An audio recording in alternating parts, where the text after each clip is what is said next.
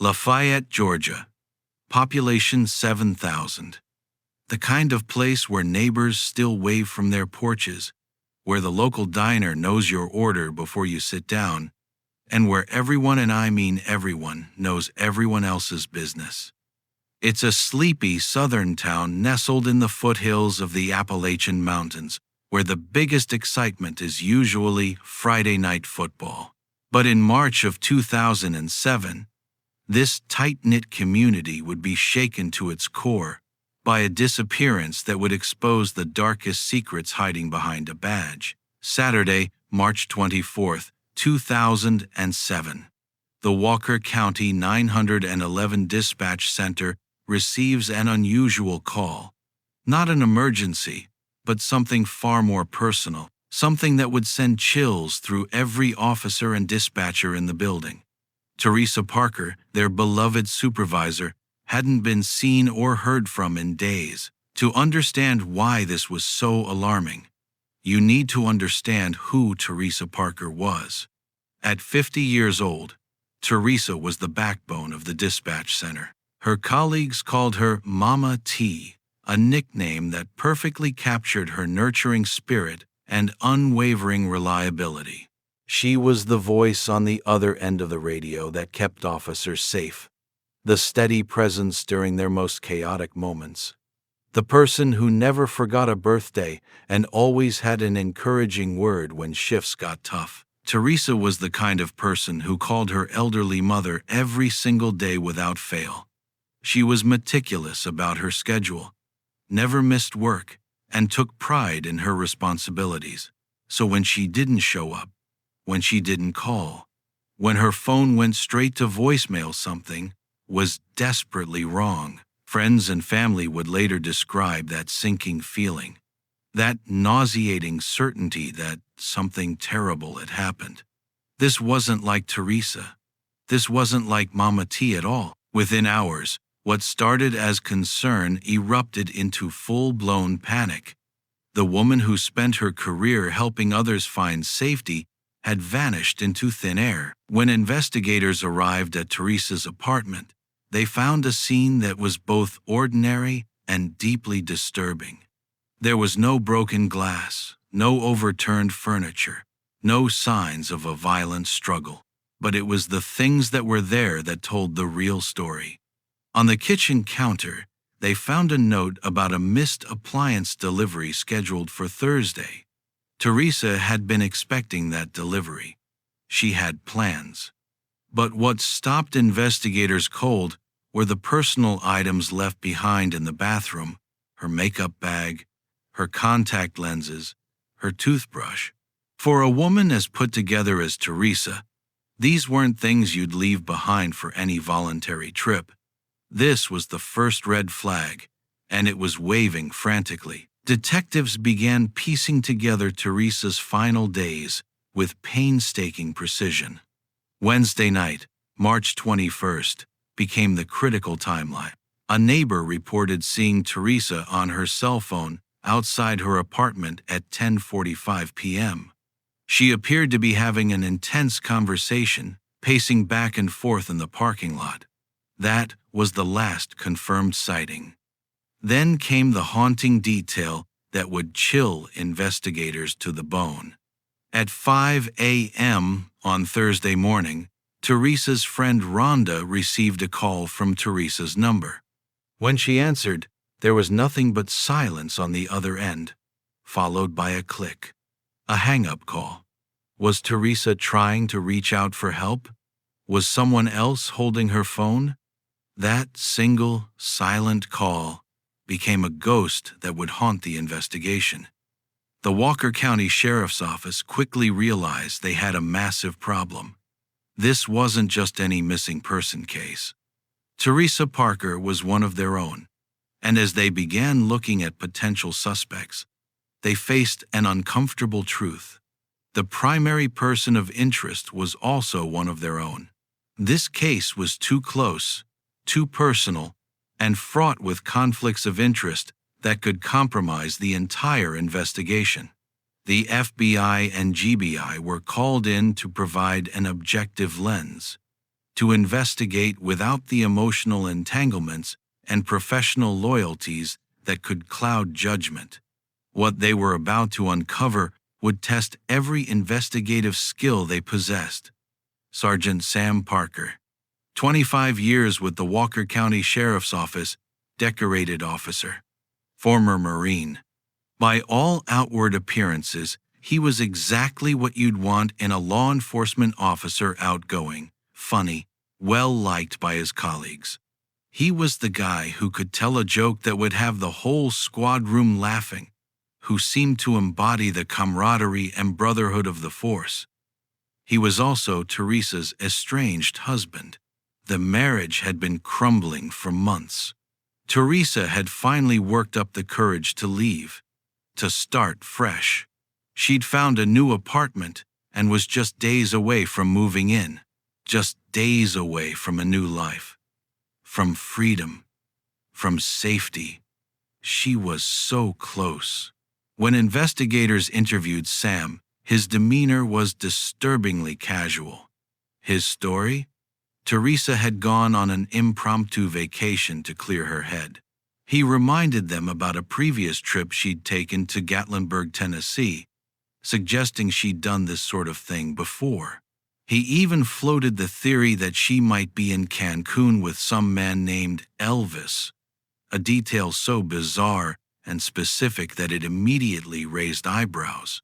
But as investigators dug deeper, Sam's alibi began to crumble like old concrete. There was a 2-hour hole in his timeline on the night Teresa disappeared. He claimed to have been with his girlfriend. Yes, he had a girlfriend while still married to Teresa, but when detectives interviewed her, she contradicted his arrival time. The window didn't match. Those 2 hours hung over Sam like a dark cloud. Investigators pressed harder, conducting search after search, analyzing phone records, interviewing witnesses. They were building a circumstantial case, but they needed something concrete. They needed evidence that could withstand the scrutiny of a courtroom, especially since they were investigating one of their own, someone who knew every investigative technique, every legal loophole, every trick in the book. Then came the breakthrough that would change everything. Forensic technicians were conducting yet another meticulous examination of Teresa's SUV when they found something so small it had been missed in previous searches.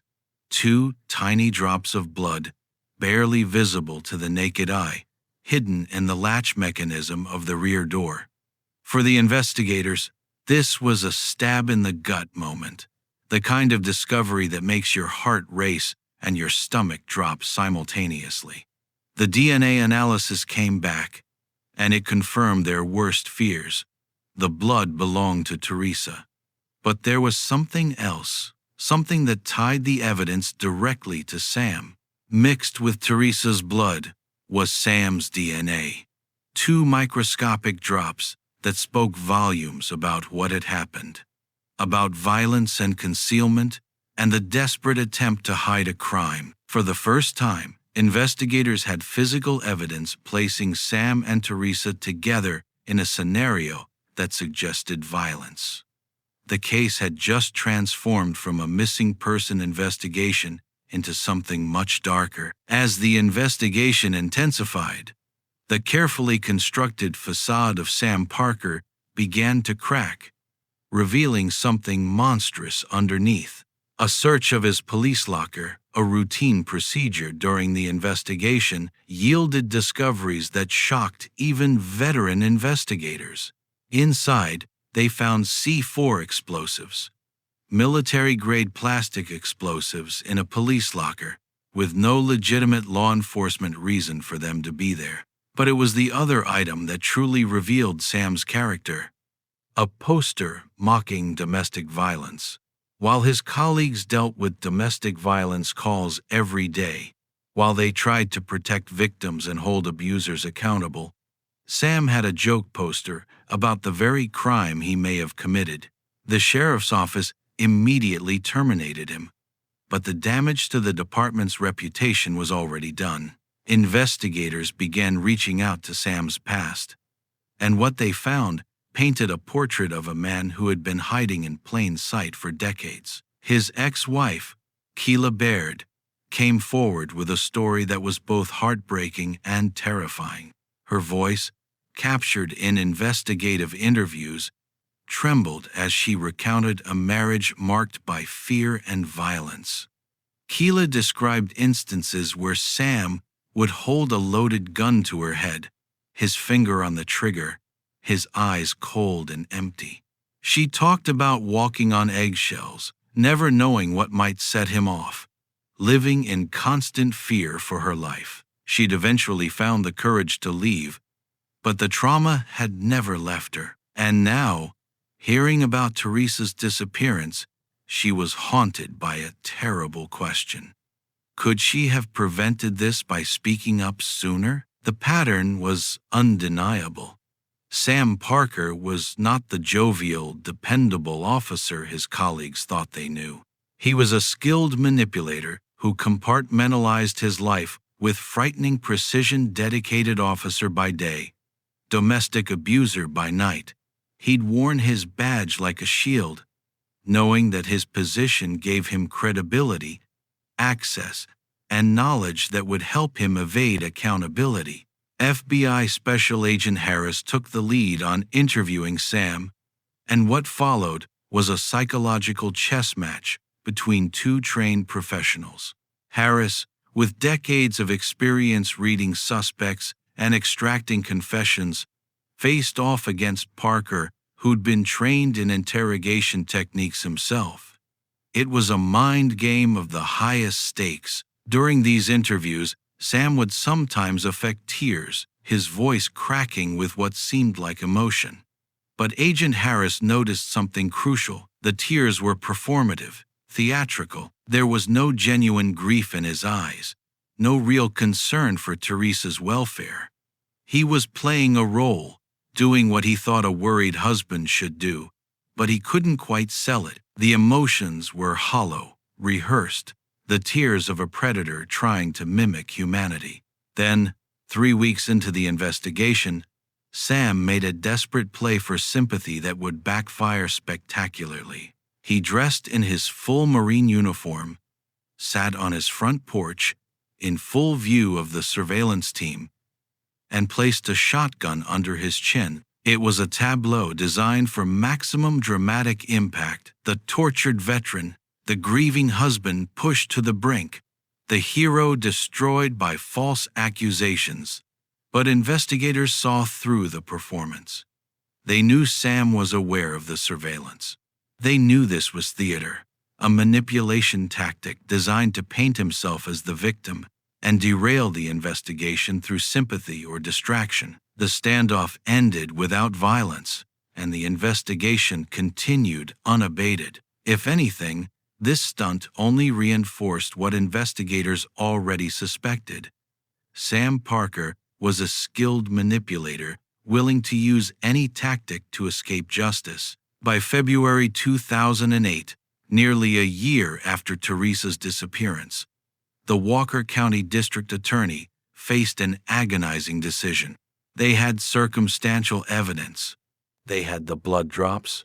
They had the pattern of abuse. They had the lies and contradictions in Sam's story. But they didn't have the one thing that traditionally makes or breaks a murder case. They didn't have Teresa's body. Prosecuting a murder without a body is one of the riskiest moves a DA can make. Juries want to see concrete proof. They want definitive evidence that a murder actually occurred. Without a body, the defense can argue that the victim is simply missing, that they chose to disappear, that they're living somewhere under a new identity. It plants reasonable doubt like seeds in fertile soil. But the prosecution team believed in their case. They believed in the timeline, in the forensic evidence, in the pattern of abuse that showed Sam's capacity for violence. On the 4th of February, 2008, they walked into that courtroom carrying the weight of Teresa's family's hopes, knowing that if they failed, a killer might walk free. The trial was a masterclass in circumstantial evidence prosecution. The DA methodically constructed what they called the timeline of lies. Every contradiction, every impossible claim, every story that didn't add up. They walked the jury through Teresa's character, her reliability, her love for her family, and made it clear that she would never disappear voluntarily. They presented the blood evidence, those 2 tiny drops that contained both Teresa's and Sam's DNA. They brought in Keila Baird, who testified about Sam's history of violence, his capacity for brutality, hidden behind a charming smile. They detailed the C4 explosives, the mocking poster, the complete absence of any evidence supporting Sam's vacation theory. The defense argued reasonable doubt, pointing repeatedly to the absence of a body, suggesting alternative explanations. But the jury saw through the smoke and mirrors. They saw a man who had motive, opportunity, and a documented history of domestic violence. They saw a 2-hour window with no alibi. They saw blood evidence that couldn't be explained away. After deliberation, the verdict came down like a hammer. Guilty. Guilty of murder. Guilty of taking Teresa Parker's life just as she was about to reclaim it. Sam Parker was sentenced to life in prison. The courtroom erupted in tears, tears of relief, tears of grief, tears for a justice that came too late to save Teresa, but just in time to prevent Sam from ever hurting anyone else. But the story doesn't end there. A year after Sam's conviction, in a twist that seemed almost providential, a farmer working his land 16 miles from Lafayette made a discovery that would bring an unexpected closure to Teresa's family.